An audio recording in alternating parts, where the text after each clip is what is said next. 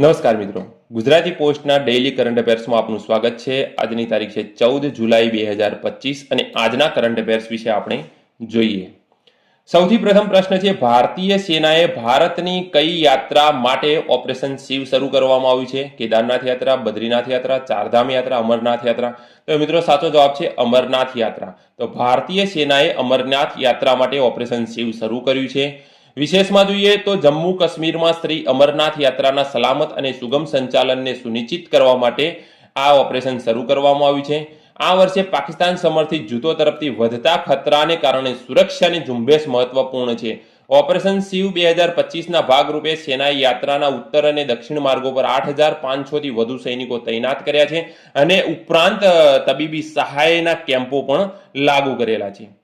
જો આગળ બીજો પ્રશ્ન છે, તાજેતરમાં અર્થુકલ પોલીસ સ્ટેશન ભારતનું પ્રથમ આઈએસઓ પ્રમાણિત સ્ટેશન બન્યું છે, જે કયા રાજ્યમાં આવેલું છે? કેરળ, આંધ્રપ્રદેશ, તમિલનાડુ, કર્ણાટક? તો સાચો જવાબ છે મિત્રો કેરળ। તો અર્થુકલ પોલીસ સ્ટેશન કેરળમાં આવેલું છે।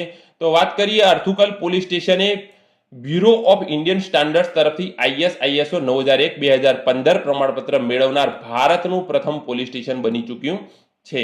કેરળના અલ્લાપુજા જિલ્લામાં આવેલું છે અર્થુકલ પોલીસ સ્ટેશન, જેને બીઆઈએસ દ્વારા ISO 9001-2015 quality management system QMS પ્રમાણપત્ર આપ્યું છે અને જે પ્રમાણપત્ર મેળવનાર ભારતનું પ્રથમ પોલીસ સ્ટેશન બની ચૂક્યું છે। આ પ્રમાણપત્ર બીઆઈએસના deputy director general Shri Pravin Khanna દ્વારા કેરળના રાજ્ય પોલીસ વડા શ્રી રાવડા આઝાદને સોંપવામાં આવ્યું હતું। કયા કારણે આપવામાં આવ્યું છે? તો ગુના નિવારણ, તપાસ, ટ્રાફિક નિયંત્રણ, જાહેર ફરિયાદ નિવારણ અને એકંદર કાયદા અમલીકરણ પ્રવૃત્તિઓમાં સ્ટેશનના ઉત્તમ કાર્ય પર આ પ્રમાણપત્ર આપવામાં આવેલું છે। વાત કરીએ આગળનો પ્રશ્ન છે, તાજેતરમાં અવસાન પામેલ પ્રખ્યાત દક્ષિણના લોકપ્રિય એક્ટર શ્રીનિવાસ રાવ કયા રાજ્યમાં ધારાસભ્ય રહી ચૂક્યા છે? તો કેરળ, આંધ્રપ્રદેશ, તમિલનાડુ, કર્ણાટક? સાચો જવાબ છે આંધ્રપ્રદેશમાં તેઓ વિજયવાડા પૂર્વના ધારાસભ્ય રહી ચૂક્યા છે। સરકાર, સન ઓફ સત્યમૂર્તિ, ટેમ્પર, યેવાડુ, બોમ્મારીલુ, પ્રતિઘાત, રક્તચરિત્ર, બાગી જેવી પ્રખ્યાત ફિલ્મોમાં ખલનાયકની ભૂમિકા ભજવી ચૂક્યા છે શ્રીનિવાસ રાવ। દક્ષિણના લોકપ્રિય એક્ટર હતા તેઓ। તેમનું મૃત્યુ 13 જુલાઈ 2025ના રોજ હૈદરાબાદ ખાતેના જ્યુબિલી હિલ ખાતે તેમના બંગલામાં થયું હતું।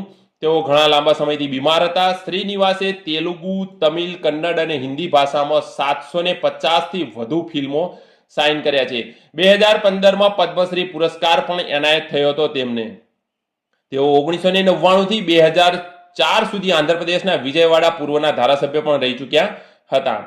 આગળનો પ્રશ્ન છે, તાજેતરમાં વિમ્બલ્ડન ટેનિસ ટુર્નામેન્ટની ટ્રોફીનો વિજેતા ખેલાડી કોણ છે? કાર્લોસ અલ્કારાઝ, નોવાક જોકોવિચ, એન્ડી મરે, જેનિક સિનર? તો સાચો જવાબ છે જેનિક સિનરે તાજેતરમાં જ વિમ્બલ્ડન ટ્રોફી જીતી લીધી છે, જે ઇટલીનો ખેલાડી છે।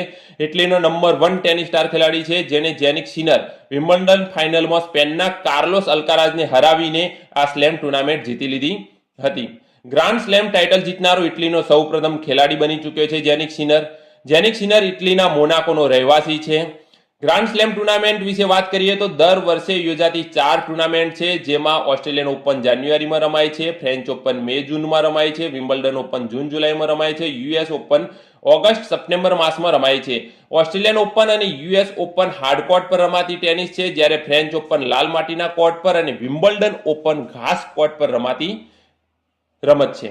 નોવાક જોકોવિચની વાત કરવામાં આવે તો તે આ રમતનો સ્ટાર ખેલાડી છે, ઘણી વખત આ ટાઇટલ જીતી ચૂક્યો છે।